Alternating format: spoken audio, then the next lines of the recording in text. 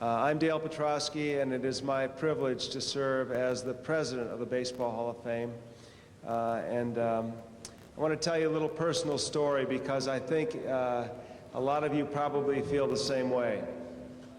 I grew up in Michigan, which was one of the centers of women in baseball, and I'm embarrassed to tell you that I did not know about the All-American Girls Professional Baseball League until the movie A League of Their Own was released.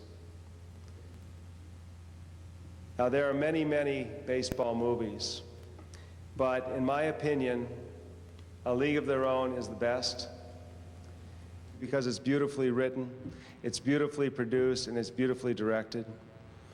It's got a great cast, some of whom you'll meet here in a minute. But we also like it because part of it was filmed right here in Cooperstown.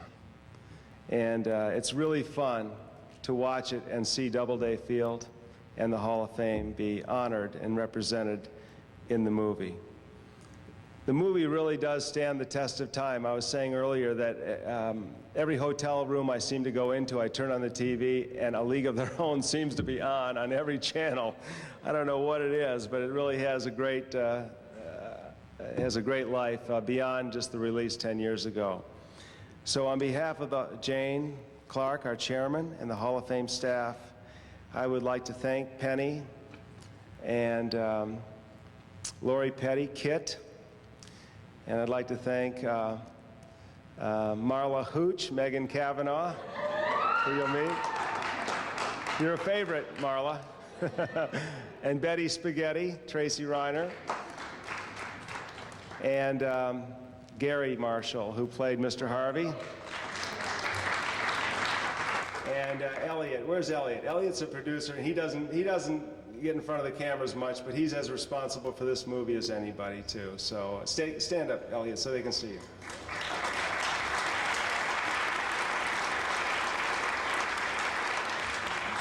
And I think we're ready for a sequel. What do you guys think?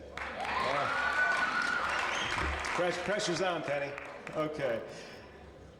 I'm going to introduce to you the host of tonight, and that's Jeffrey Lyons, the great film critic, and you can see him these days on NBC. Great baseball fan and a great friend of ours here at the Hall of Fame. Jeffrey Lyons.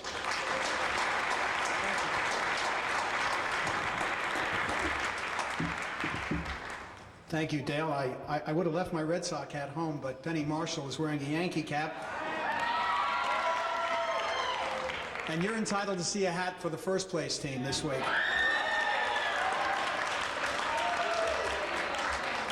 Six up in the loss column.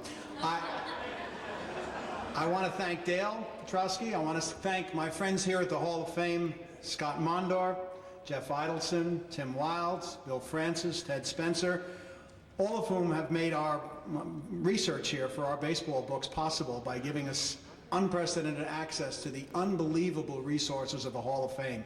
Now, we live across the street from Carnegie Hall in New York, but this is the place that gives me goosebumps. This room in particular. This is going to be a fun night. We're going to see clips from the movie. We're going to get to know some of the people who have made the film, whom you know from the film, and we're going to take your questions. Now, we do have a microphone for your questions, but if you find that a little bit intimidating and you still want to ask a question, raise your hand and belt it out, and we'll answer it, okay? This is going to be a fan-friendly experience. So first, let's get to the introductions. In order of seating, I want to begin with Lori Petty. Now, Vincent Canby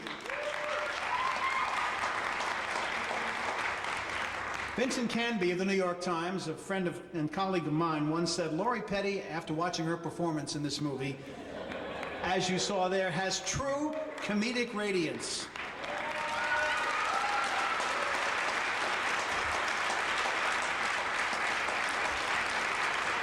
I'm making her blush. He said she gave a performance that could shape her career, and boy, did she ever. We're glad to have you here, Lori. Next up is somebody I've known a long time. He's responsible for making millions of people laugh. He's worked with everybody from Ralph Bellamy to Jacqueline Bisset, and he's the man who auditioned a young unknown street comic who stood on his head at the audition named Robin Williams and hired him for a show called Mork and Mindy. And here he had the difficult task of taking direction from his sister. Please welcome Gary Marshall.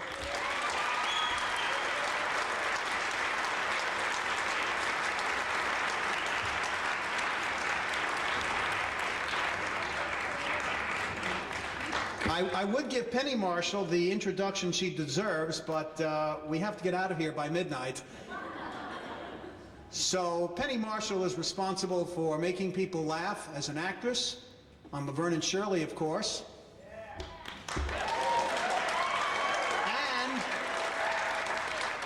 And also as a director. And on your way home this weekend, stop off at the video store and rent another movie she did, which didn't get the audience it deserved, called Jumpin' Jack Flash. Lovely picture. And she is the moving force behind A League of Their Own. Please welcome Penny Marshall.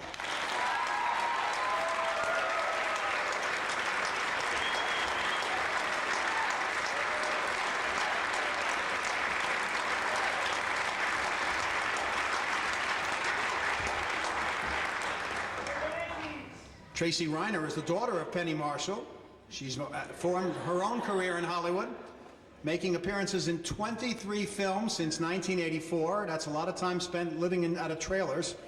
In addition to playing Betty Spaghetti in A League of Their Own, her credits include numerous successful films such as That Thing You Do, Apollo 13, When Harry Met Sally, Die Hard, and Big. Please welcome Tracy Reiner.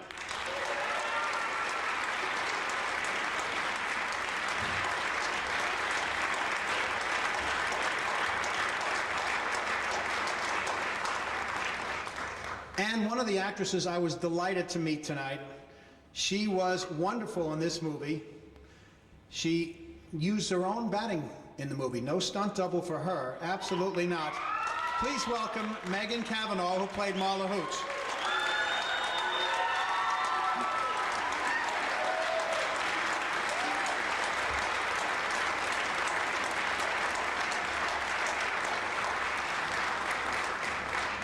Now, before we begin, we've got to introduce some of the other VIPs here. Elliot Arnold, you know, who just stood up before, who produced the film.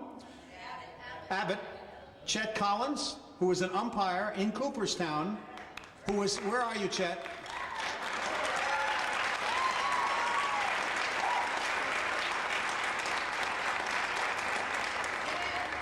Sorry, Elliot, I'll never give one of your films a bad review, ever.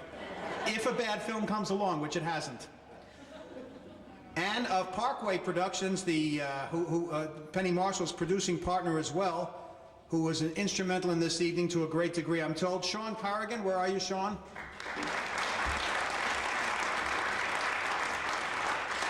And now there are 10 more VIPs. They are... Who am I leaving out, Director? Always take direction, all right? I want to introduce the 10 AAGPBL members, including 6 who are also in the film. But let's tell you something about them first. And when I say your name, stand up and get the applause you so richly deserve. Gloria Cordes Elliott, nicknamed Cordy.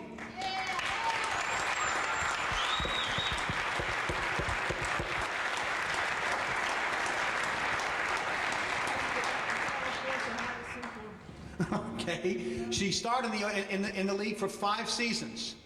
She accumulated 369 strikeouts and a 2.82 ERA, which today would make you very rich in the big leagues. In stints with, I love the names, with the Battle Creek Bells, the Kalamazoo Lassies, and the Racine Bells. It's nice to have you here.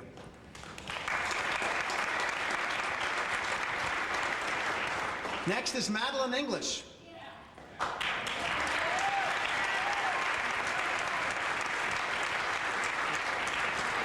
Oh yeah. Pepper, I'm saving you last but not least. I'm saving you. Madeline English is a 3-time All-Star third baseman. She led the Racine Bells to 3 pennants and 2 league championships from 1943 to 1950. She played 7 seasons in the league. 8. It says 7 here. This is the Hall of Fame's introduction. I wouldn't dare correct them. Okay, all right, okay. Now, Dolores Dolly Konwinski.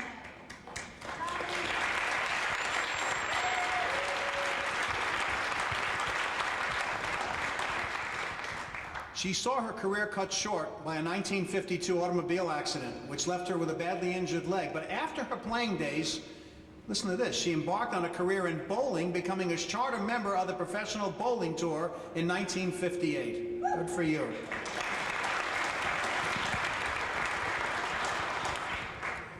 Joanne McComb starred in the league for one season.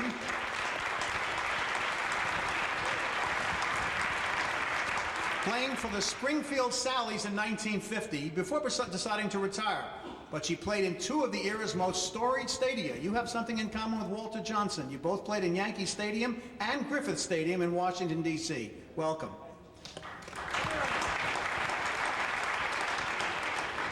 Jane Moffat, a veteran of 4 seasons in the league.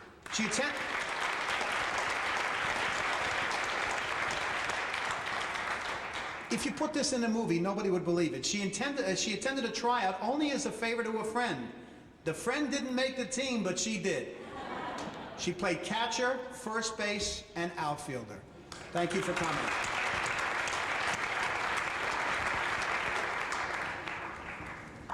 Mary Moore, a native of California, pitched 1 season for the Rockford Peaches.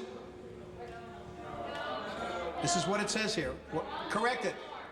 Say again? Oh, okay. All right. Oh, it's the wrong Mary Moore. Is the right Mary Moore here? All right, Mary. Thank you very much. The other one is not here.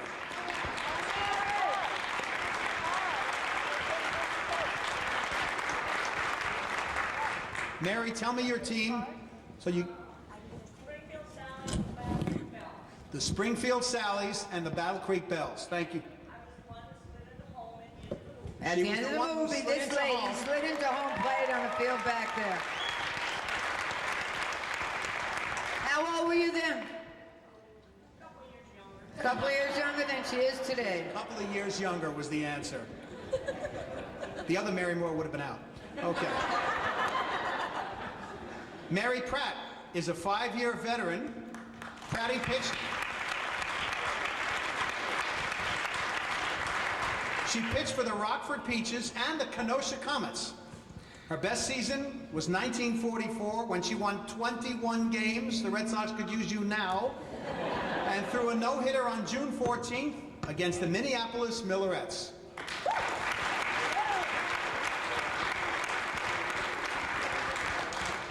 Sarah Jane Sands Ferguson, nicknamed Salty.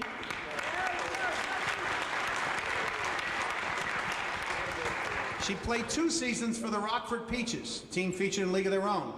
She spent time in Cooperstown for the production of the movie, which features scenes filmed at Doubleday Field and, of course, inside the Hall of Fame and Museum. Helen Steffes at one time was the best defensive third baseman in the league.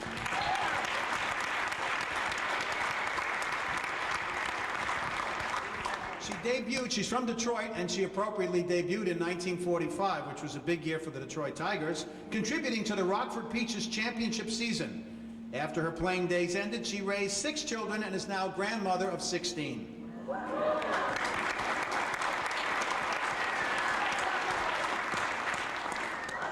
A lot of doubleheaders, says Pepper Davis, so you'll meet her in a minute. Dolly White joined the league at the age of 14. 14!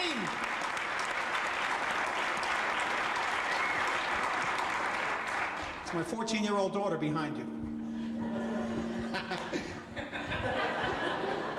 She was one of the youngest players in the league's history. She went on to play 7 seasons, helping the Fort Wayne Daisies to a pair of pennants along the way. A dependable, versatile player in the field, she enjoyed her best offensive season in 1953, the year before the league folded, when she batted .332.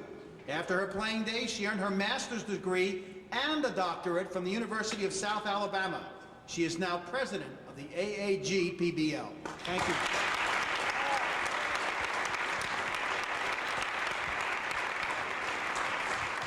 And finally, the reason why, to a great extent, A League of Their Own, the baseball in A League of Their Own, looks authentic, is in no small part due to the efforts of our last player I'll introduce, LaVon Pepper Davis, a shortstop and catcher in the league. She served as the key advisor on the movie, an extremely versatile player. She contributed to 5 championship teams during her 10 seasons in the league. LaVon Pepper Davis.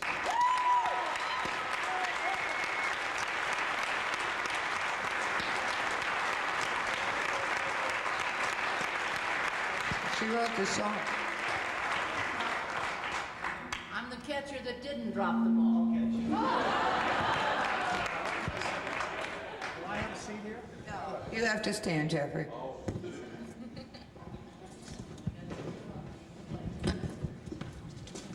Well, the hardest part for me is over now. Don't back up. I was the only boy till you came. Thank you for joining us. Embedded. Let me start off by asking Penny. It seems to me that when you were given the chance to direct this movie, you had several things to prove. One, that you could direct it. 2, that you could make a baseball movie that people would go to see. And 3, that you could make one that was historically accurate. All those things must have preyed in your mind when you began to make the film. Am I right? No. Okay. A director putting down a critic. Okay. No. Actually, I had done Jumpin' Jack Flash. I had taken over for another director. I didn't want to direct. It wasn't in my dreams. It happened. I was daring. I said, okay. I did Big. And then I got every high concept comedy sent to me. They see the Madonna on the tennis court. A dog and cat turn into people. I couldn't deal with it. So I did a movie called Awakenings. And during that time, Elliot Abbott and I said, come with me, because I don't know what I'm doing. And I saw this documentary on these women from Kelly Kendall. Kelly Kendall. And it was about their reunion or induction. And I said, well, why haven't I heard of this league? And so that's when I got interested. And oddly enough, I went to women writers who refused to write it. And so I went to Lowell Gans and Babalu Mandel, who I worked on Laverne and Shirley with Lowell. And they know baseball. And they said, we'll write it. And I mumble a lot, so they have to say, why did you say Penny? Why did you like? And so the script was developed, but I went off to do Awakenings because the script wasn't in yet. And then they wanted to do it with a male director. And I was insulted because I developed it. And then they pulled the plug on it, and then Sony bought Columbia, it's a whole deal. And then they said, we want you to come here, and nobody wants to do a baseball movie. No one wants to do an all-women's movie. No one wants to do a period women's baseball movie. But they wanted me to sign with Sony. So they said I could do the movie. And so, due to the fact that some of the girls tried out before, we had them, I mean, she was working as a waitress at Ed DeBevick's in California. My daughter, I saw her come home from practice glowing and then in pain, icing down her arm. I could not do it. I did it for the ladies of the league. I believe in don't be ashamed of your talent. Whatever it is, do not be ashamed of it. And I felt this was an important story historically to be told. And Tom Hanks had 5 failures and came to me and said, can I be in this movie, please? This is before the Oscars, folks. But he asked for the part. Now you were working, Elliot Abbott, if I'm correct, Elliot, you'd worked on Big as a music coordinator, but hadn't produced a movie before. When you're working with a first-time producer, was that the producer that was given you? Was you your work No, partner? we were doing it. We bought out somebody. Well, we had Bob Greenhunt, who produced Big, who came along with us, who insisted on shooting at 7:30 in the morning, and the cinematographer said the sun moves too fast across the field. And but that's a producer who's worked before. Elliot said sleep, and we should have, because those silks were going across. The sun's moving too fast across the field at that hour. I want to ask Lori and Tracy and Megan, you realizing you had to do a baseball movie, did you spend 6-8 weeks honing what baseball skills you had? Did you say, no, we're actresses, we can get by? How did each of you go about looking as good as you did doing 8 hours a day, 6 days a week. For how long? Well, I got cast in the first round, sort of by accident. I went to take my cousin, who's an amazing player, and the actresses and the agents and the casting directors were all kind of rude to her, so my mom sent me with stitches in my mouth from, having no idea that I would, even play. I just went with my cousin, and they were rude to her, so I put on a jersey and a number, and I said, I'm going to go with you, and they separated us because our last names were different. And she saw the scorecard when I came home and said, what's this? And I don't know, I just had to help Wendy, and they were like, you were really good. And so we started training that year. And then there was a break in between, but that started the 6 days, 8 hours a day, 6 days a week. And then when she picked the movie back up, she said, do you want to do it if I do it? And it was, you know, your mom. Like, I don't know. Okay. Okay. Megan, how about you? And I'll tell you why I asked you. One of the clips we're going to see is with the scene where you're discovered by John Lovitz. Tell me about your baseball experience and why you decided, you know, how you knew that you could do it and didn't need a double, didn't need any training. I played 16-inch softball in Chicago. They call it mush ball, and there's no mitt. And I had a boyfriend who, thank you. I had a boyfriend who would make me hit 10 in a row before we could go in at night. So I learned to hit. He was the reason why. And to him, I am honored. Paul Roeder, thank you. I snuck into the audition completely and utterly. Went with a friend that had an audition. I had been working out with her and a trainer friend of mine. I was helping work her out because she had an audition, and I ended up playing really well. And they said, who are you with? And I didn't have an agent. And so, but I was an actress. I wasn't just a waitress. I had done a ton of theater in Chicago. I was a stage actress. Anyway, so they said, who are you with? And I was like, Spotlight, because somebody had approached me to be with them commercially. And so I called them. I'm like, listen, you don't know me, but you might get a phone call. And of course, they took my money, and yeah, so. Lori? Well, I'm really lucky that my dad had 3 daughters and always wanted a son. So ever since I, could pick up a ball, I played baseball, and I was really fortunate and I love it. I love sports. I play basketball every day still. But yeah, I'm really lucky that I grew up, I'm the real Bad News Bear girl. Like, I was the pitcher on the all-boy baseball team, and I hit it out of the park and all that kind of stuff. But then, once you hit puberty, something terrible happens. They make you play with a big mush ball. Like, you play baseball when you're a little girl, and then you get to be, like, in junior high, and they make you play softball. So I was really happy when Penny came around and let us play baseball again. So that was really cool, and I had a wonderful time. Gary, what's it like taking direction from your sister? Well, we talk a lot the same way, There's different ways to direct. Some is kind of a despot. You yell at everybody. The other is very intellectual. Your inner self is now meeting your outer self, and that's how you act. Penny and I come from a school called begging, the begging school. Please act good. I want to go home. I got a headache. That's the school. But I was very proud of her because, you should imagine all these wonderful women here. Before Penny, they always said a woman director, they weren't sought after because they said a woman director couldn't make $100 million movie because their visions were too small. And that's why they didn't hire women directors. So Penny heard this, of course. She not only made one movie that made over 100 million, she made 2, and she was the first one. Big and League of Their Own.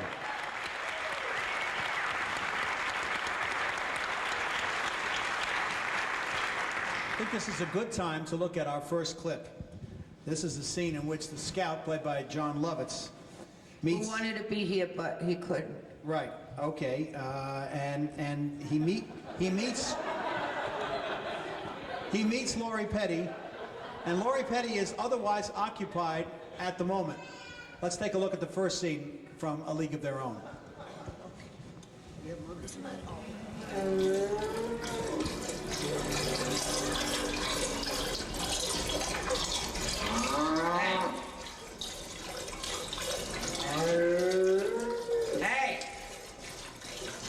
Hey, yourself. Oh, doesn't that hurt them? Didn't seem to. That would bruise the hell out of me. Who are you?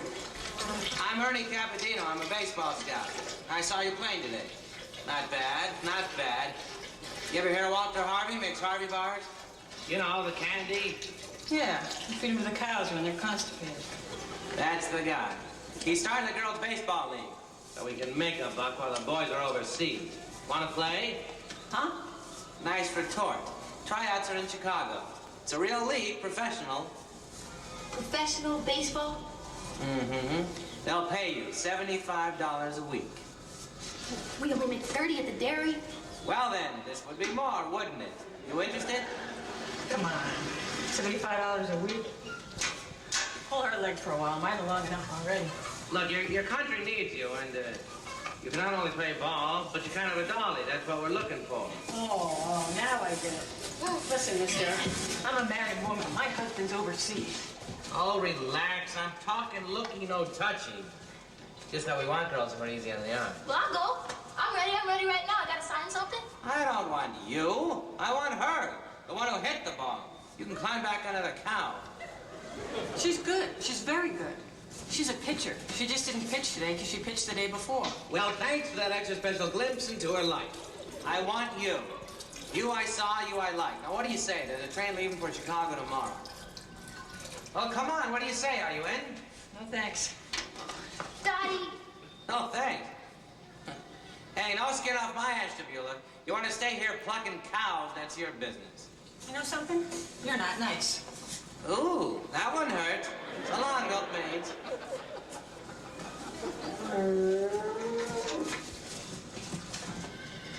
No, wait!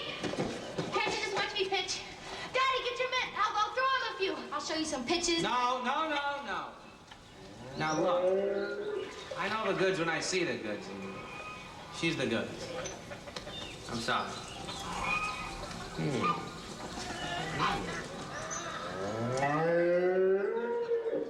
Will you shut up? You're a pitcher, huh? Yeah?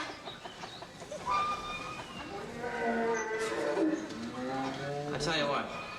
If she comes, you can come too. If you stink, it only costs us a train ticket. Get these wild animals away from me! Haven't you ever heard of a leash?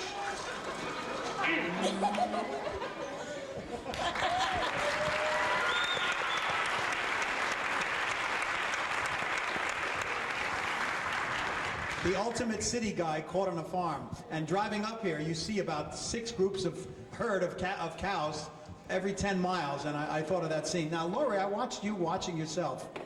Something tells me that was an ad lib by John Lovitz when the cow mooed, and you kept it in. It was not? You had a trained cow? No, that was a real ad. It was an ad lib because I haven't seen this in so long. So I'm standing there, and John always is funny. He's just always funny. But he couldn't get his line out because the cow kept mooing. So he kept saying to Penny, he was like, well, Penny, the cow keeps mooing. And she goes, well, tell it to shut up. And so he walks back to his mark, and so he's all mad, and so he stands there, and right on cue, the cow goes, "Mmm." So John turns around and tells the cow to shut up. And luckily it's on the back of my head, because I'm busting out laughing. Penny, did you realize at the time that you weren't going to get that kind of performance from the cow again at precisely the right time? No, well, first of all, during the inside scene, a cow...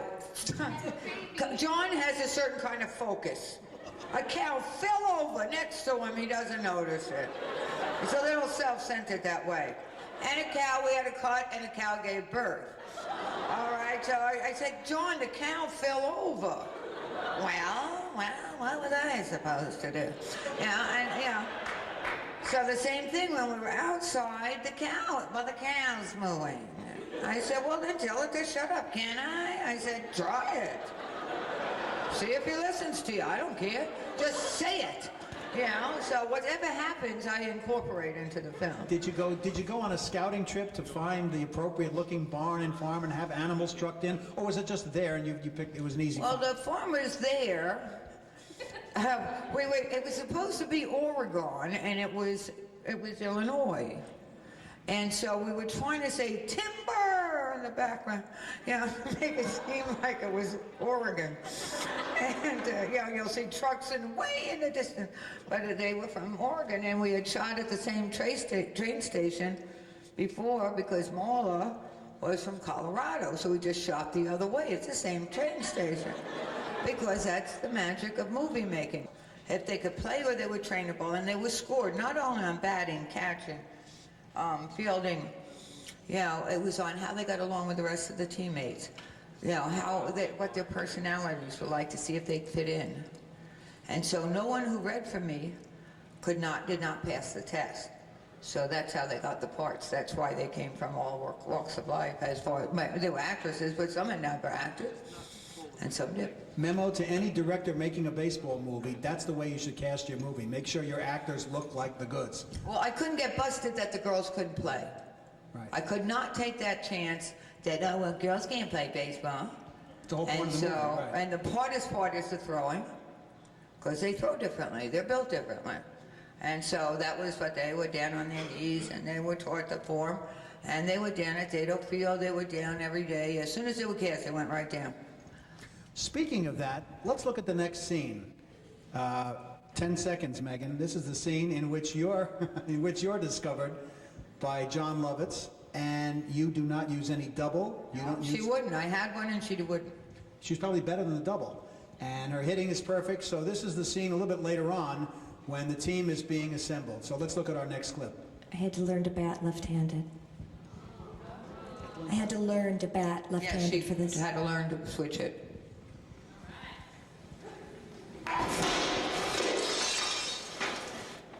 All right, that's enough. You can bring her over here. Okay, Marta, come here.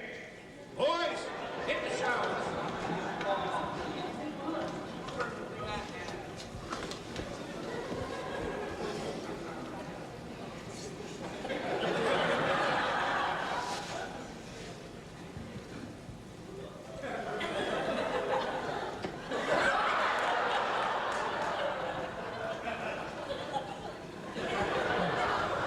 We'll let you know. I'm sorry. Come on, let's go. We'll miss the train. Let's move, move, move! What's the matter? Can't use her. She's great. Why not? What's the problem? You know General Omar Bradley? Yeah. Well, there's too strong a resemblance. You mean you ain't taking her because she ain't pretty? Well, look who just caught up. All right, come on, let's go. Pick those suitcases up. Now, come on. I'm not kidding. Let's go. Move. Come on. One foot in front of the other. Hey, mister. Huh?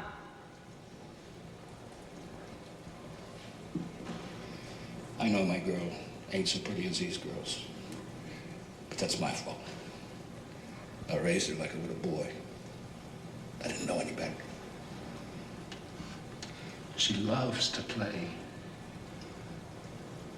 Don't make my little girl suffer because I messed up raising her. Please. I wish you had a decent mitt. Maybe I better not go. Nah, you can relace it. It'll be okay. No, I mean, who's gonna take care of you? Cook for you, help me take care of the equipment. Don't you worry about me. You're gonna play baseball. I'm not gonna know anybody. Marla, nothing's ever gonna happen here. You gotta go where things happen. I love you, Daddy. Daddy.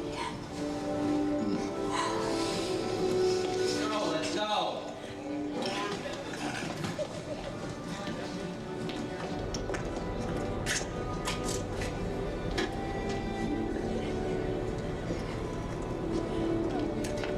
Are you coming?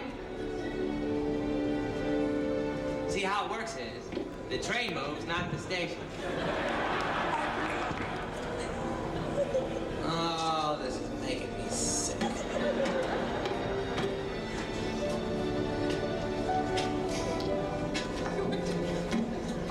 Right to me, honey. I love you.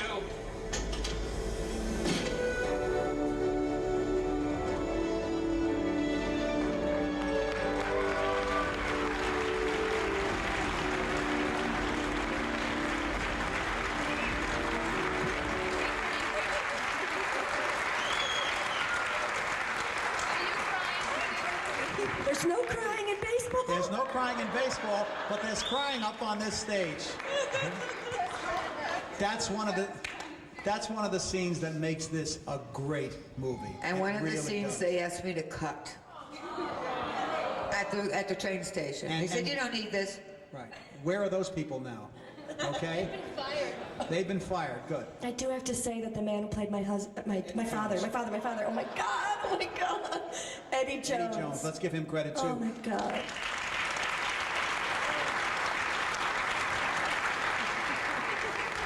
Let me ask you and Penny about that scene, because the moment we see the two of you together and we see the moment where you hug, the audience instantly knows there's a long and close relationship with it. You both brought history to the relationship just by that gesture. When you're turned down and when he goes over to Lovitz, not exactly Robert Taylor himself, when he goes over and he tells him, you know, this is my daughter and all that. I mean, it's impossible not to be. I don't care where in the world, if you never saw a baseball game, it's impossible any father would be moved by that, anybody watching it. Tell me about playing that scene. Did you get it on the 6th take, the 8th take? You can dry your tears first. I have no life. I'm so tired. Some Hall of Fame Kleenex. Thank you. There's still no crying in baseball, by the way. Yes, there is. Look at them. Okay. No, the thing with, the scene in the gym, there actually was a girl who lived, I think, above the gym or something, a real player who lived above there, but we changed it. We didn't say where she lived, but we sort of indicated that she lived at this place. And the father was fine. John Lovitz again. When I was, the guy had the speech, Eddie had the speech. And it was a great speech. And you turn around to do the reverse for Lovitz, and he's standing there. I said, John, what are you doing? He said, Michael Caine told me that if you blink, yes, if you blink when they're doing your shot, you'll cut away from them. I said, the man is talking. This other guy is talking the whole time. You think I'm going to be on you? Whether you blink or not? Would you please react? And so that's what I remember about the scene in the gym. And the scene at the train station is the same scene Kit and Dottie ran for the train at. Well, we just shot it a different way. And that's a very moving scene. And I think that's a scene they want me to delete.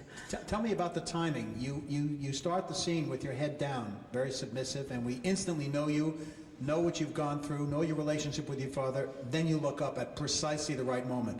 Was that something that you just did and it worked, or you timed it, or how did that moment work? Because very few actresses have to play part of an important scene looking at the ground before looking up. Penny directed me to do it. She said, keep your head down, keep your head down, keep your head down. And then she'd say, look up. Really, truly, that's what happened. And then after we had it timed, sort of, then I just did it. But Penny's the one who gave me the direction to put my shoulders up for the whole movie. My whole shoulders were like this, which has put me into chiropractic care for the rest of my life. But it was, so that was a, that was your gig. And then when I did that, I put spit in my hair. I did everything I could to be the ugliest, most horrible looking I could be. And I did this whole thing with my eyes, and she's, we did sort of different looks, as I remember, and you would say, that's the one, do that one, and that's what we did. And the cinematographer, Miroslav Andrzejczyk, who's from Prague, has never seen a baseball game in his life till he came to Chicago, and he said, it's like an American picnic. Because all he saw were people eating, and food being passed out. And so I used a Czech cinematographer who, when he saw Megan, he said, he had a thing for cows. There's a cow theme running through here. Said, oh, eyes are beautiful just like cows. And he meant it as a wonderful compliment. He used to call me Malichko. But he said, Penishku, please, up.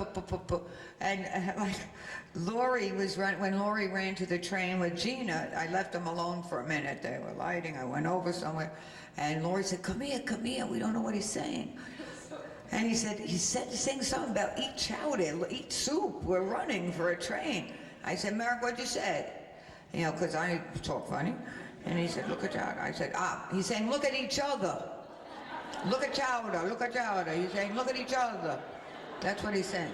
So I had a Czechoslovakian DP girls playing baseball, and Hans Zimmer, who is German and English, doing musical, who also did know nothing about baseball. When they hit the ball, it's good, Hans. All right. No, that's the wrong color uniform. That's no good. Now hit it. Speaking about hitting the ball, one last question about that scene. But if you have questions about the individual scenes, keep them in mind when we open it up for questions. When you tell the director, I don't need a double, I don't need it, I can hit it, and then comes the moment when the camera rolls, because when the camera rolls, the money starts, it's expensive. Yeah. Did you feel the pressure? This is what happened. I got to the set. They had raced me there in a car, like at 100 miles an hour with a police escort to get there. Okay, so I get there, and I'm, we come from another place, and I'm ready to do it. And they go, and I walk in, and I'm like ready to go, and Penny says, "All right, bring out Marla's double." I'm like, "What?" And she says, "Oh yeah, sorry, Penny." She goes and she gets. I went up to Penny. And I went, wait, Penny. I've really been working on this for a really long time. I'm batting 80 miles an hour on both sides. You got to give me a chance. And she said, "All right." And so we go, and I'm like, no pressure, right? We're gonna just keep the cameras rolling. Hit as many as you can. And I was hitting off of a live college pitcher, and I was like, oh my God, hit any of them. Doesn't matter where they go, hit it. Just make contact. So I just. Hit, high, low, anywhere, just trying to make contact, going, please, God, please let me get through this. And then left, and we just did it until the film ran out. And when it ran out, they stopped, and then everybody applauded, and she said, we're not going to use any of your doubles footage. And they gave me a trophy. So it was under fire. Pressure under fire. Now, the underlying theme, one of the themes of the movie that's never really expressed until the scene we're going to see in a minute, after this upcoming scene, is the fact that there happened to be a war on. And the League was founded for many reasons, one of which was to help keep the morale up of people in the part of the country that didn't have big league baseball or what passed for big league baseball during the war. And there was an outside world, too. And in this scene with Gary Marshall and David Strathairn, the war has moved along, and the efficacy of a professional women's league is coming into question. So let's take a look at another scene as the story develops.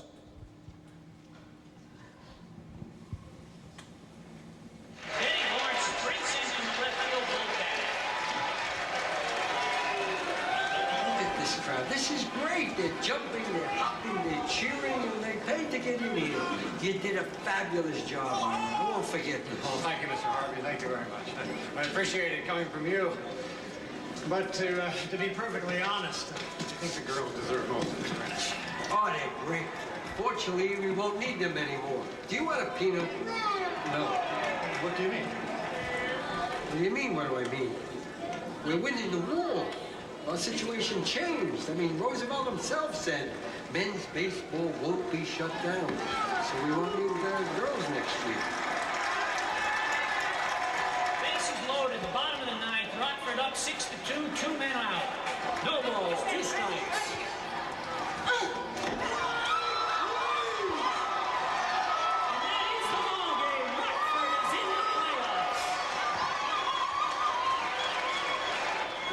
These girls. I don't need them, but I love them.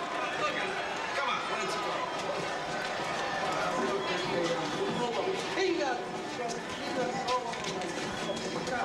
This is what it's going to be like in the factories, too, I suppose, isn't it? Men are back, Rosie. Turn in your rivets. We told them it was their patriotic duty to get out of the kitchen and go to work. And now when the men come back, we'll send them back to the kitchen. What should we do? Send the boys returning from war back to the kitchen? Come on. Do you know how dedicated these girls are? Like what they go through? They play with sprained ankles, broken fingers. They ride a bus sometimes all night to play a doubleheader the next morning. I'll make it up to them. What, with Harvey bars? Getting tired of listening to you, Ira.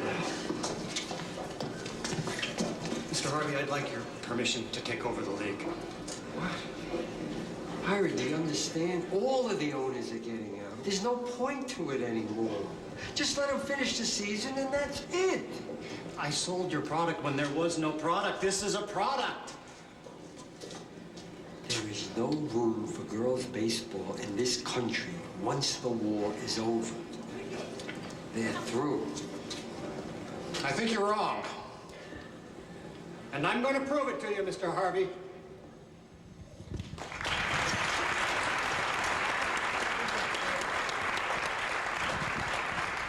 Gary, how hard is it to play a character you don't like?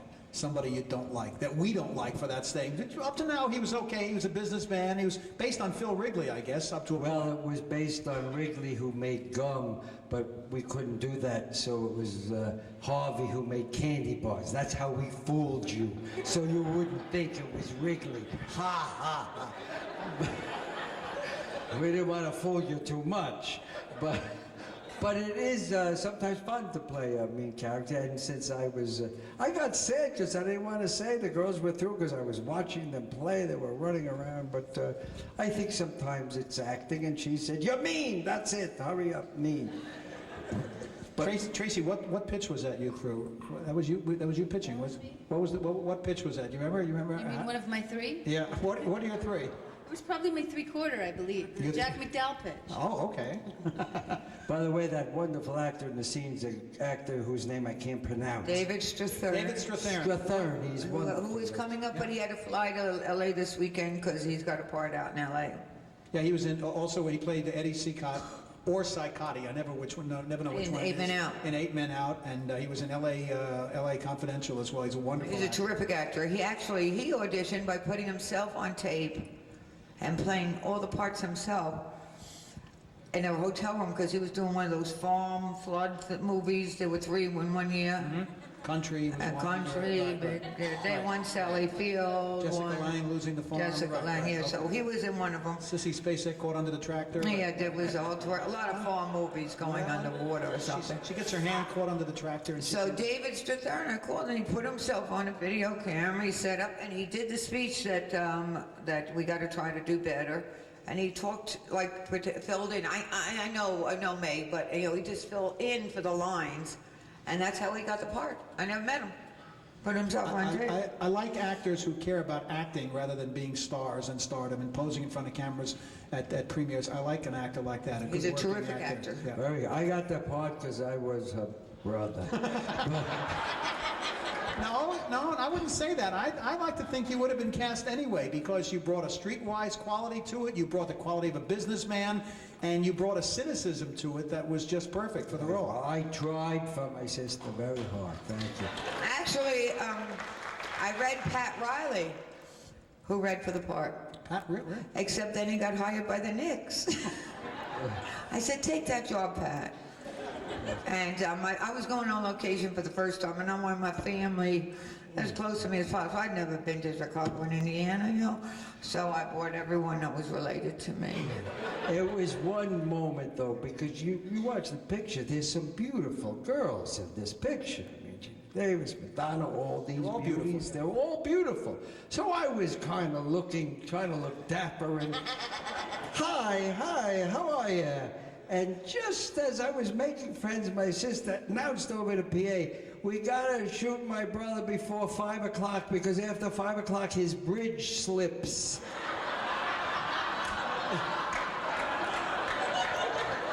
You told me that. Well, I didn't have to announce it to all the pretty girls. It doesn't slip anymore. One of the reasons why this picture will be seen 100, 200 years from now is that it's a comedy with tears and it's a drama with laughter. And I say that to set up the next scene. These scenes have been put in a wonderful order. The next scene is Tracy Reiner in the scene where we are told shockingly again that not only is there a war going on, but that these are many women who have husbands off at war. And the one thing you don't want to get is the dreaded telegram from the War Department. So let's take a look at Tracy Reiner in the next scene.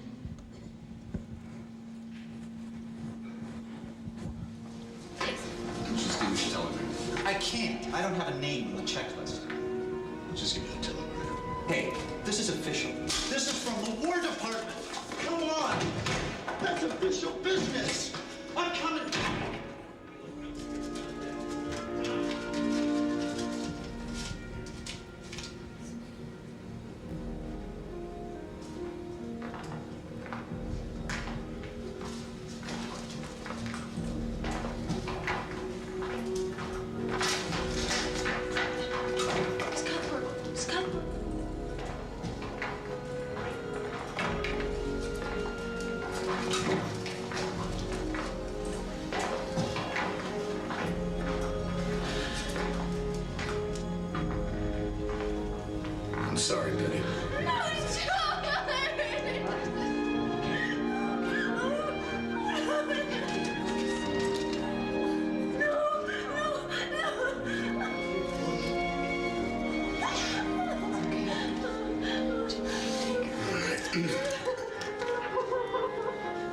It's okay.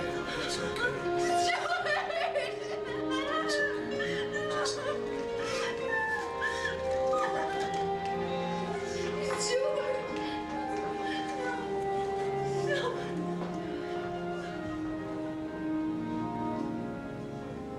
All right, come on, come on. We still got a game to play.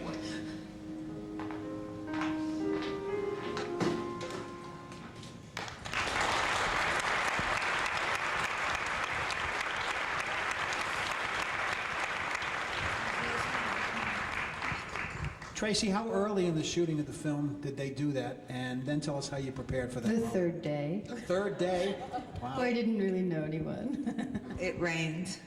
Yeah, and tell us about preparing for The that. cover said it rained.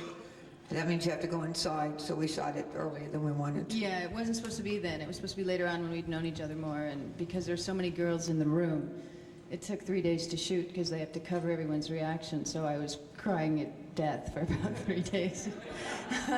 Was it a demanding scene to do? It must have been. Incredibly. I started out asking my son's father, who works with Robert De Niro, how he would do it. And he said, drink a lot of espresso. And so I did, which really backfired on me. And then I felt so bad about that and didn't want to tell anyone, so it sort of worked me into a tizzy. And then I spent a lot of time with the actors, just knowing what we had to do. I don't know how to explain it. I've cried in a few movies now. Yeah, it's you're Cry is really, good. you're really exposing something. I mean, even if you're replicating an emotion, it's a very private emotion to have to do in front of your mother, in front of your uncle if he was on the set, in front of everybody else, and it's only the third scene. Do you wish it had been near the end of the movie that they had shot that scene, or would that not have made a difference? I don't know. I don't know. This was the first time I had to do anything like that, to that extent, and have so many other people who were just as important, or if not more, around me. So I don't know that trying to plan it anymore would have helped. Penny, did you get her ready for the scene by saying, you remember when you were a little girl and you couldn't have a puppy, or how did you prepare her for that scene? It's unfair to Tracy, but I mean, I take a long time with everyone, and when it comes to my own daughter, I feel like everyone thinks, well, she's my daughter. That's why I'm taking time with her. She pretty much blew me off. So I just block her out, which is so unfair to her. And so I think maybe I'll have to cry. I think she wanted Elliot there. Yeah, after the second day, it came time for the close-up. And I had pretty much used every actor around me at one point or another, just looking at them and breaking down, and they all felt they knew me incredibly well after, although I hadn't really said anything. I mean, Madonna cry and Rosie cry, and they were getting really pissed off. And what are you doing? I'm supposed to be strong.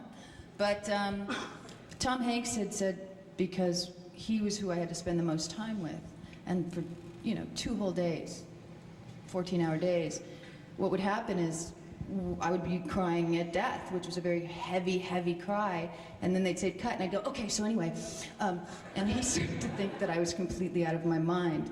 So by the third day, I had asked the producer, who had known some of my life and some of my family and some of my gripes, and I asked him to stand right behind Tom, and I created an entire scenario in my head that something had happened to my mother and some horrible thing, and that he just came up behind Tom, and I said, just shrug. Like, well. And so poor Elliot had no idea what he was doing. And then to see it be the close-up and the full-blown one, his eyes were just like, oh my God, what did I say? I just said, I just shrugged. But it was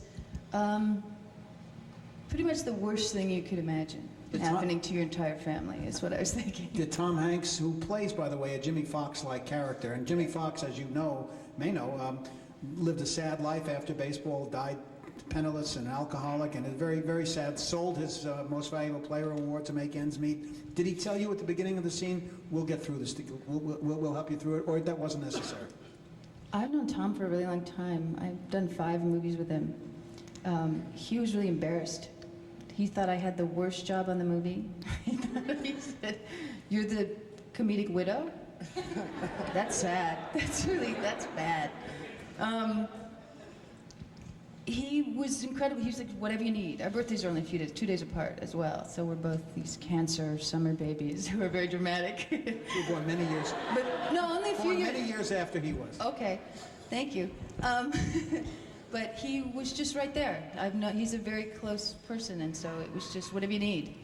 And I didn't know what I needed. It was just completely letting go. I'd already completely thrown myself into baseball, which I didn't at the time know as much about as I do now, and it's just falling, you know. It's one of the hardest acts. If it doesn't work that way, you smack a real hard. Well, let's look at the last scene of the movie to return to an upbeat feeling, because the rest of the evening will be some presentations, a little musical interlude, and a lot of happy stuff. But let's look now at the last scene. I keep saying this is one of my favorite scenes, but this one is one of my favorite scenes, and you're all sitting where it was filmed. Let's take a look. Close by. It's a little slow. Ladies, it's a pleasure to welcome you here today. It's taken many years, but you are the first women ever to be inducted into the Baseball Hall of Fame. And now? Wait a minute. This really isn't right. Mr. Lowenstein, since you kept the league going all those years, well, you do it. There you are. Thank you, Bob. Ladies, it's my honor.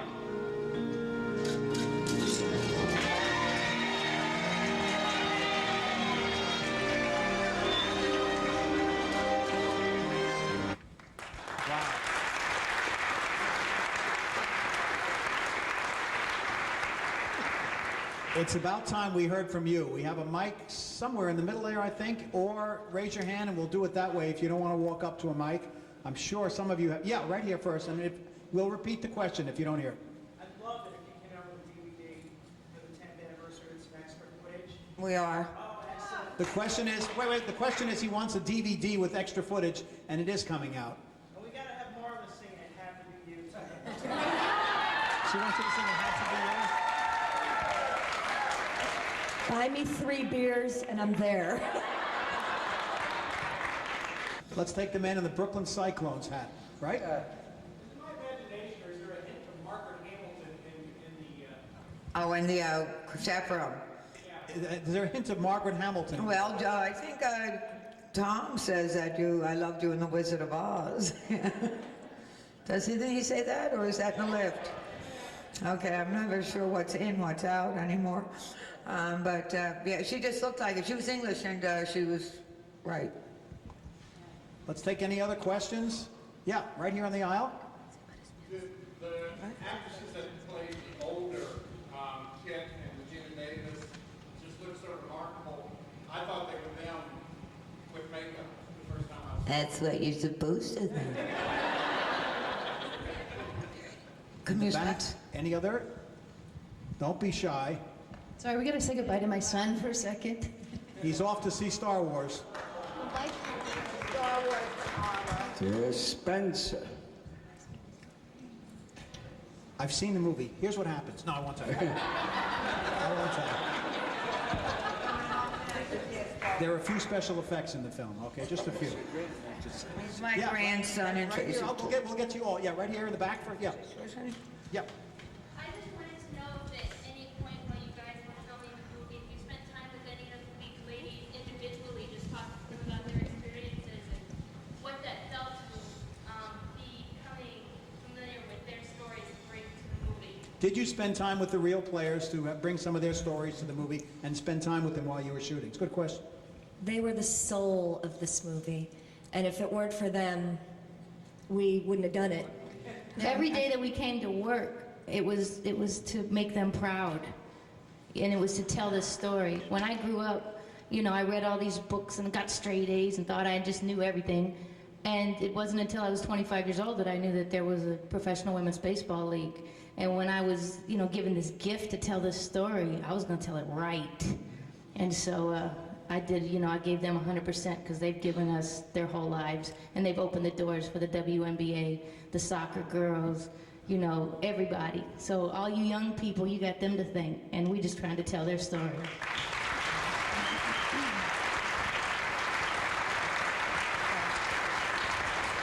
I felt bad you were asking about what I felt in the scene. I mean, ultimately, Pepper came and stayed with me. Every one of the ladies came up and visited the set, and our lives disappeared. Everything was about these ladies. Really, what I was crying and everything was about was every one of these women lost a father, a son, a child. I mean, a brother, or an uncle, and that's all you really, or fiance, which is all you really need to think about. And if you think about 24 women in a room and everybody's terrified of the telegram, I mean, that's where I started. And every one of them, as the camera got closer, it all got about me. But these are the reasons that even in the movie, that's a very delightful comedy, I got the honor of playing the role that reminds you, the salmon swimming upstream, but wait, at what cost? This extraordinary thing happened because of, unfortunately, all these boys were over fighting a war. Some of you had a question a minute ago. You did? No? Okay, maybe she's answered it. Yeah, to the bed first. Let's take, yeah. What? She wants to be in a sequel. If I make a sequel, it was maybe. I don't know what it is yet. You gotta try out. The women, actually, the ladies, I can answer. The ladies were there in tryouts. They were there during. They were here filming in Cooperstown, and there was something. I mean, we went over, but a lot of the ladies, the real players, had to leave to go to Florida for something. Your reunion. Reunion. Okay. And I asked them. We were shooting here, and actually, we were supposed to shoot in this room. But my cinematographer said that's boring. So we went into another room. He didn't feel it was cinematically good enough. So we built another thing. But these women, I had, wait a second, Jeffrey. Okay. Don't you put your hands up when I'm talking. Directors have to do that to critics. But I was going to lose a lot of the ladies to this reunion, and I said, I don't know what to do. I could finish shooting today, and then tomorrow I'll be minus a bunch of you. And they said, just consider it a double header. And they slept on benches all around. We shot 24 hours straight to get that ending in the interior of the Hall of Fame. So that's what these ladies did. Way in the back there.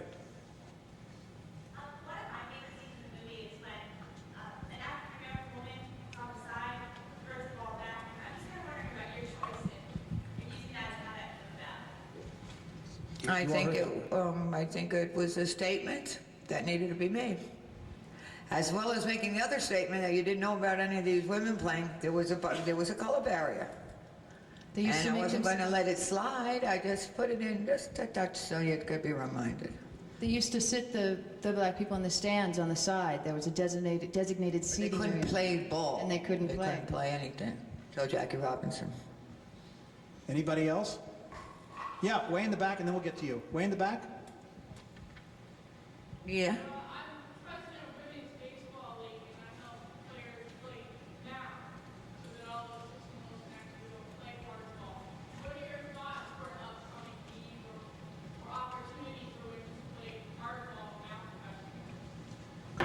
Good question. You all hear? Yeah, why haven't you called us? Yeah, give us a ring. The time is right. We'll show up. We spent time with Pepper Davis and some of the ladies trying to start American Adult Baseball Association, trying to get baseball started for women and adults in 17 cities. We spent a tremendous amount of time. Please contact me. I shattered my right orbit playing with those women, with the women who were 18 when I was like 30, right? And we played with these amazing women ball players, yeah. And they put me out. I'm done. You over here on the aisle? Yeah. Penny, I'd like to know if you think the Yankees are going to break mine and Jeffrey's heart again this year. The rhetorical question is, does he think the Yankees are going to win this year? I hope so. I hope so. I must say that it's the end of basketball season, so I'm a little distracted. But Sacramento beat the Mavs tonight, so we're happy about that. And but last year, the World Series against the Diamondbacks, it was so important for the Yankees to win those 3 games at home. And I was there at Yankee Stadium, and it was like God was looking down, because they had no right to win those games, and they did. And it made that city that was in such chaos and so wounded, so proud. And so I got to root for them. I'm from the Bronx. I'll always be a Yankees fan, and what can I tell you?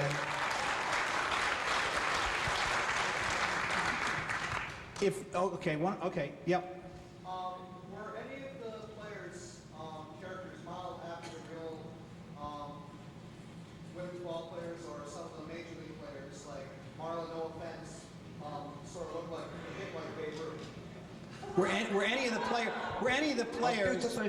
No offense taken. Were any of the question was, were any of the players modeled on real players, male or female? There were two sisters who played in the league. There was a Betty. There was a Betty. There was names that were similar, but it wasn't necessarily any specific person story. It was there were two sisters, and instead of just being an ensemble, they wanted to remind that these two girls didn't get along, you know, to keep the group going. But I mean, and people's husbands did die. People had kids. People got married. You know, things happened, but it wasn't specifically, except for Jimmy Dugan, Walter Harvey, and But you're saying were they based on male ball players? No. No. There were so many amazing stories that they blended as many of the wonderful stories they could into the limited characters we had. Do we have any others? Yeah, over here on the side. Yep. I saw a scene when they were forcing them to wear these skirts, the scene when they were on the huge bruise and sliding. What did you think of that? The scene It hurt really bad. where they had to slide with skirts on. And it was real. That was a real bruise. Did you She see wanted where to do her Tom own Hanks? stunt. Where Tom Hanks was putting the ice on her leg? That was not any makeup. That was real. And it was there a year later. You could still see, I'm not kidding, the outline of She the also bruise. got 6 fishes tattooed on her stomach because she was drunk one night. She was the pretty good one with boobs they made her hire, and so when she her double was supposed to work for her. That's what you No, told I mean, us. when they try to, those who needed to slide, like Rosie said, I don't slide. Mo said I slide head first. You got a concussion, you got a concussion. And Biddy Schramm, Stillwell's mother, got a concussion, all learning to slide on a slip and slide in Chicago. We slipped, but we didn't slide. You got to keep your head stiff. And they went bam. When you're 11. And Ramsey was our first baseman, who went on to be in Mad About You, a series. After they learned to play better and to do everything right, then they had to use the period gloves where there's no webbing. And so she was a lefty first baseman, of course, and it went right through her glove, broke her nose. And so she had to miss practice. And she was saying, but I can practice, I can practice. I said, no, you can't. The doctor said, no, but I can, I feel fine. That's what the heart of these actresses playing these women and the effect these women had on the actresses. And Tom Hanks, who wasn't barely that much of the movie, came out every day and just hit the ball. He was in hog's heaven. He ate. I said, eat and get fat. He did. And it's the first character part Tom played. Yeah.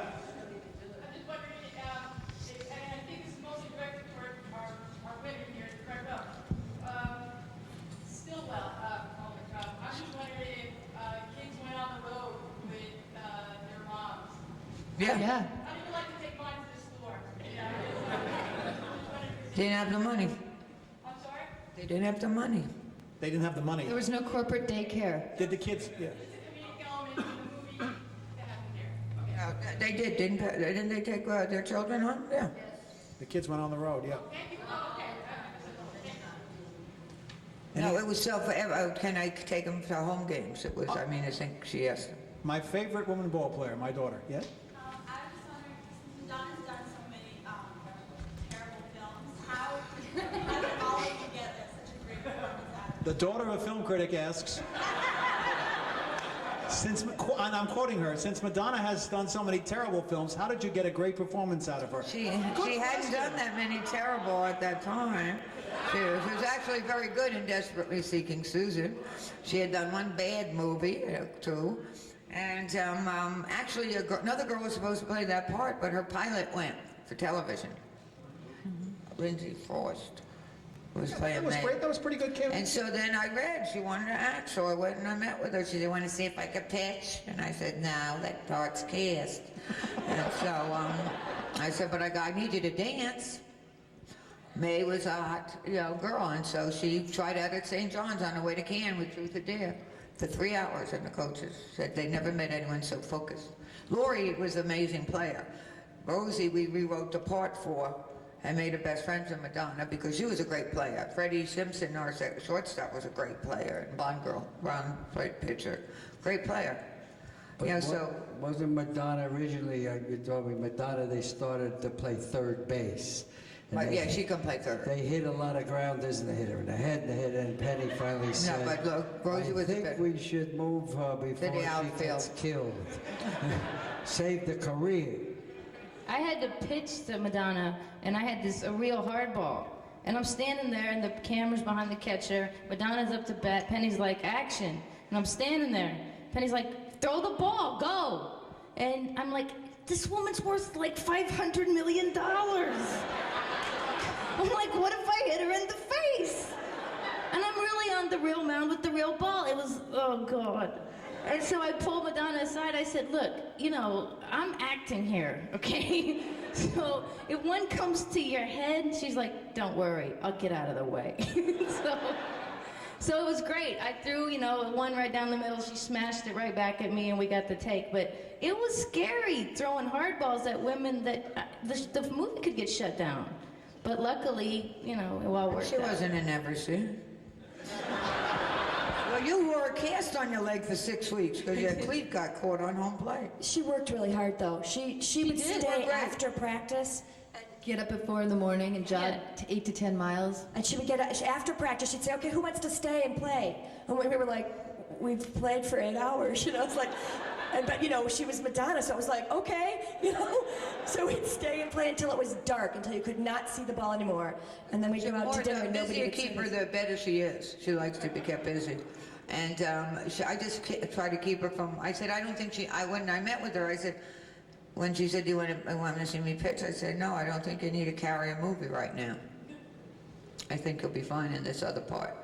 And I think she was fine in this other part. And I was trying to keep her from working out. She was cut, muscle cut, buff, whatever it's called. And I said, stop lifting weights. They weren't cut back then, And it was too modern a look, so I kept trying to keep her from lifting weights. But they all worked very hard. Any other questions? Well, yeah, good. You guys are doing great. Yep. You were on Rosie a while back, and she said something about wait till you come back. I'm going to tell you the story about Stillwell, and apparently didn't have time. About who? Stillwell. Stillwell. Apparently something really funny happened, and she was going to tell the audience, and you came back. You were on Rosie's show, and you said you were going to come back and tell her about Stillwell. Oh. I remember a funny story about Stillwell. I do too. Stories. When they were should we tell the story? Yeah, you're among friends. Come on, you can. No, I don't know what Rosie was going to tell, or if she told me, I don't remember. No, when they kept throwing the glove at his head, right? So he started getting afraid of the glove. So before they throw the glove, he jumped. So Penny goes, don't worry, we're not going to throw it this time. So she throws the glove, it hits him on the side of the head, and he goes, No, she was yelling, fall down, fall down, fall down, fall down. He does this, he gets hit, he kind of looks over, and then he falls down. It's hilarious. We had the prop man threw it, Tom threw it, we all tried to throw the ball down. Hey, hit the kid in the right place. It would hit him here, it would hit him here. And the cameraman said, it's child abuse. I said, oh, shut up. It wasn't with a soft mitt. And the kid was fine. It was just, he was getting glove shy there. But I mean, that's true, that when Stillwell shows up in Cooperstown and said that was the best time of my mom's life, that's true. That's based on a true guy. McGuire. And that makes me cry in the movie all the time when the old Stillwell comes back and said, my old mom always thought it was the best time of her life. Yep. First off, I wanted to thank Gary for creating Happy Days. It was my favorite show. I'd like to thank him for Laverne and Shirley, or I wouldn't have had a career. I wanted to ask Penny a two-part question. I read over the internet, I don't know if it's true, but I read that Jim Belushi was originally cast for the Jimmy Dugan character. Yes, he was. And also wanted to know how you came about getting a great guy like Tom Hanks to play those Jim Belushi was originally cast. How did they get Tom Hanks to play the role? Jim Belushi, when the movie was at Fox, 20th Century Fox, where it was developed, they wanted to guarantee it was a comedy. All right, I was off doing Awakening. They said, get us, the part was written for Lovitz. John's part was always written for John. And they said, well, get us Jimmy Belushi. I said, okay, Jimmy. He said, fine. And he got paid. Then they fired everyone. Yeah, well, I was in the loony bin, you know, and I was in a working psychiatric hospital. No, not really. You were shooting Awakenings. Yes, no, I was working, shooting in a Working in the, not really in the loony bin. And then when it went to Sony, they didn't want Jimmy as much as that. They didn't want Tom either, to be honest. And Tom came to me and said, I want this part. I need this part. And so they didn't want Jimmy, and they paid him off. And they didn't want Tom either because they didn't want to spend that much money. And so they didn't know what they wanted. They had a girls' period baseball picture. They weren't concerned about they didn't want to pay millions of dollars to an actor who had just had 5 flops. So that's basically what happened. But Tom is a pleasure to work with. Yep. My question is for Lori. At one point in the movie, we see a pitch come straight back at you and it ducks them down really fast. And a lot of players in the major leagues in pitch have the same problem. I wonder. It's not a problem. It saves your whole head. For a comebacker. How many times did you have to shoot that scene? And at any point did you get hit by the pitch coming back at you? No, I never got hit by that. No. It happened on accident. The first time. We couldn't get the ball. We couldn't get the ball there. We used a giant, actually it was 3 men with a giant rubber band. Yeah, like they a slingshot. slingshotted right at my head. We would have did a line drive. They, 2 guys held a rubber band like this in triangle, and the other one ran back with the ball in between, and they were trying to aim it so it would go right. And I stood there. We tried everything. I mean, we tried every kind. We tried tennis ball shooters. We tried throwing. And it landed up a big slingshot worked of it. No, you have to duck. That's just, yeah. You duck pretty damn fast, let me tell you. We've got time for 2 more questions. Yeah. That last question gave me a good question. How many times did you have the takes for, like, when Gina Davis did that split cat? How many times did it take to get that one perfectly right? How many people did it take to do the split? Really? That's, Gina can do splits. She cannot jump into the split. Movie magic. Movie magic. Let's take one more. Yeah. How many people from Cooperstown are in the movie? How many people from Cooperstown are in the movie? Put your hands up. If you were, well, the ladies who were in the league and the Empire, where do you go? There you are. You're at the end. And whoever was around. Yeah, someone else stood up and said they were an extra, and someone else stood up and said they were here in the background and that we met today. Well, now it's time for a little bit of history. You may have noticed our stars have their uniforms on their laps. They didn't bring them to keep warm because this is a warm place anyway. They came to present their uniforms from A League of Their Own to the Hall of Fame. And to accept them is the chairman of the Hall of Fame, Jane Forbes Clark.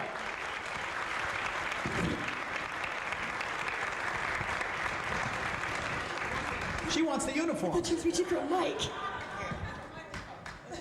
Okay, I'll do it. Lori Petty, Kit Keller, number 23, Rockford Peak. Betty Spaghetti, number 7, Rockford Peak. Pepper Davis's number, and Mickey Mill. Number 32, Marla Hoot, Rockford Peak. Their uniforms donated to the Baseball Hall of Fame. Serena Maria. They're very jumpy.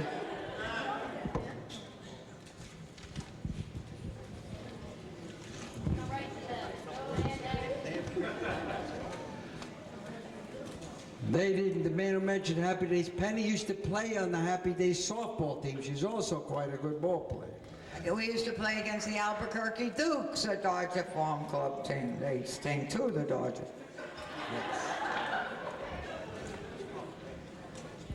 Played first base, smoking a cigarette.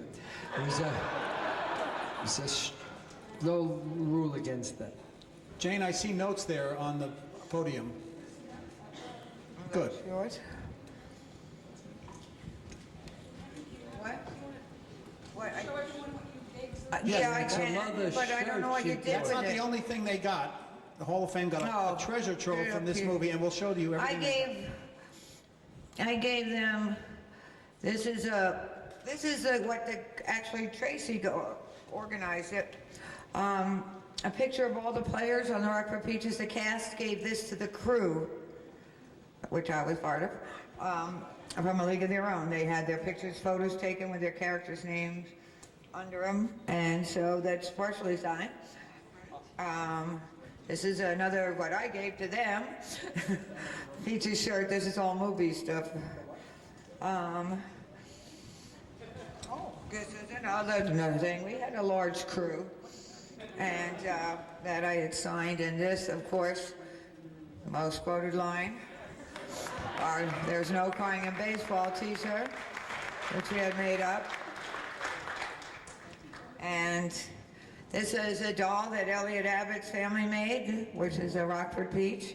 And this is an autographed ball by myself, Tom, Gina, Megan, Madonna, Gary, Lori, yeah, pretty much says me.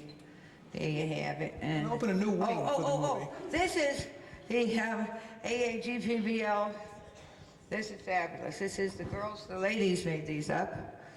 And it's, Tracy? It's all old photos, scores, postcards, travel notes, photographs of the entire team, uniforms.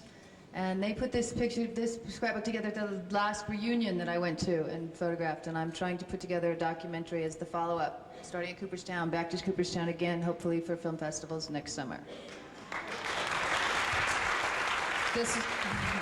That'll be all the footage that we shot, home movies, going to the reunions, hanging out in hotel rooms, being completely insane. Oh, I got another one for you, a white one. There's no crying. These are for the Monday sign. Anything else in there, Penny? No, I need these ladies to sign this ball. Well, they're going to do something first before. All right. Whoever else was a peach that is in Alice or Ruth. Jane, the mic is yours. And this is what the Hall of Fame gave me, which I won Rosie. Uh-oh. Oops, sorry. So, turn around. Yay!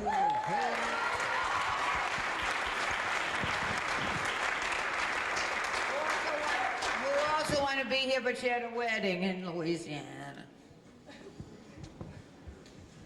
First of all, I'd like to join Dale in welcoming you all to the Hall of Fame and to this really wonderful night.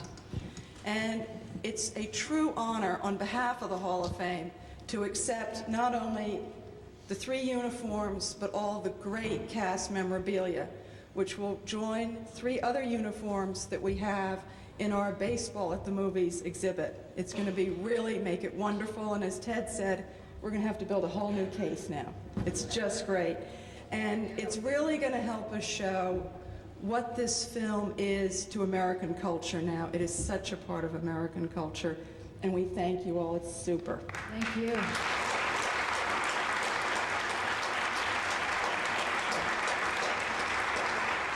But also, to have Penny present us with Tracy's uniform is really very touching to us, because it's the reality of our mission here.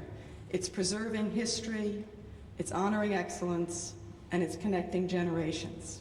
And we thank you again. It's terrific. And thank you all for coming. And back to Jeffrey. Thank you.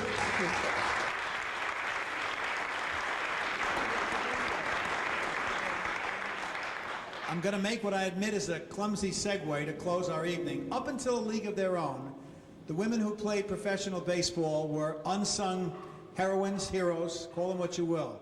That, of course, has changed.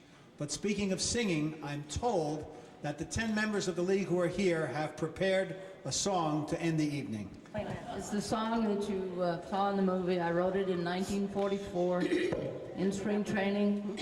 Penny was kind enough to use it in the film, and it's kind of our heart and soul. So, are you ready, gals? Ready here. Dolly? Ready here. Trippy? Ready? 24-hour shoot. All night long. Hear that call, the time has come for one and all to play ball. For we're the members of the All-American League. We come from cities near and far. We got Canadians, Irish ones, and Swedes. We're all for one, we're one for all, we're all Americans. Each girl stands her head so proudly high, her motto do or die. She's not the one to use her need an alibi. And chaperones are not too soft, they're not too tough. Our managers are on the ball. We got a president who really knows his stuff. We're all for one, we're one for all, we're all Americans. Yeah!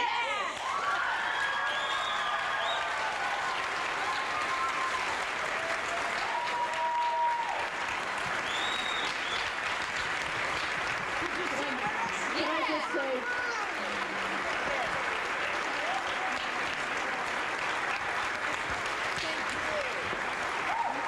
Dale, could I just say one thing?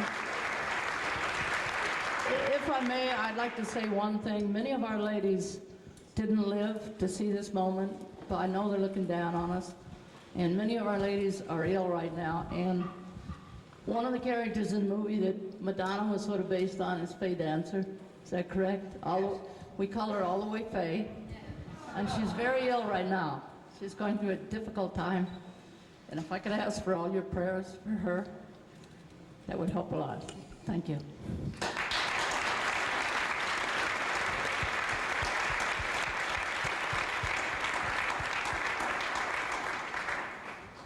Thank you to the cast. Thank you, Jeffrey. Thank you to the real ball players for being here. Thank you for the gifts. Thank you for the artifacts. Thank you for having us, and thank you for letting, these girls have never seen the Baseball Hall of Fame because they weren't in that part of the movie. So they'd like to see it. All right, well, we'll give you a tour tonight. How's that? All right, great. We're going to have a session now where you can get pictures taken with the cast members or anybody up here that you'd like to. And again, we thank you for coming, and it's been a wonderful evening from our standpoint. Thank you.